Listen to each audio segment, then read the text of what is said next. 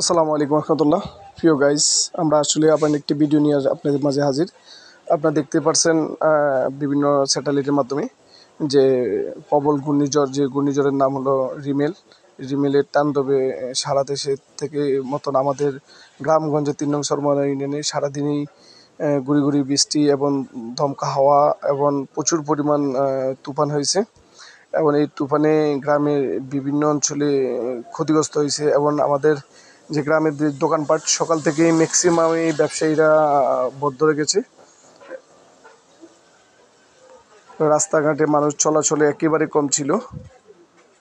যে ঘূর্ণিঝড় রিমেলের ভয়ে আতঙ্কতে মানুষ নিজ বাড়িতেই ছিল। কিছু সংখ্যক মানুষ রাস্তাতে এসেছিল এবং এখনও বৃষ্টি হচ্ছে। এবং দেখেন যে কারেন্টের তার এবং ডিশ লাইন, ইন্টারনেটের লাইনের উপরে যেভাবে গ্রামে যে সুপারি গাছগুলো পড়ে, অনেক লাইন বিচ্ছিন্ন হয়েছে, বিভিন্ন জায়গায় তার ছিঁড়ে গেছে। প্রচুর পরিমাণ এখন পর্যন্ত রিমেলের যে বাতাস হচ্ছে, প্রচুর পরিমাণ ঘূর্ণিঝড় হচ্ছে।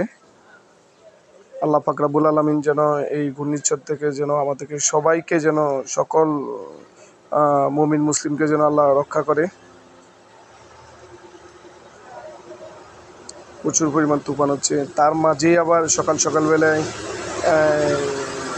লবণ দেওয়ার ইলিশ, আসলে লোভ সামলানো যায় না, তাই ভিডিওটা করে নিলাম। দেখুন গ্রামের কি অবস্থা। মেন রাস্তা, এটা হলো বাবুরহাটের যে মেন রাস্তার উপরেই এই ক্ষতিগ্রস্ত হলো।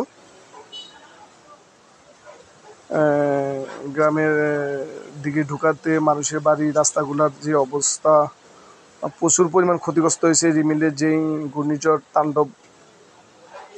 এবং সারাদিনই গুড়ি গুড়ি বৃষ্টি পড়েছে। এই দেখুন বাবুরহাট বাজারের পাশেই দুটি সৃষ্টি গাছ পড়ে রাস্তা সহ অনেক ক্ষতিগ্রস্ত হয়েছে। তার মাঝে একটি দোকানের সামনের যে একটা অংশ পড়ে গেছে। সবাইকে ধন্যবাদ। আসসালামু আলাইকুম রহমতুল্লাহি ওয়া বারাকাতুহু।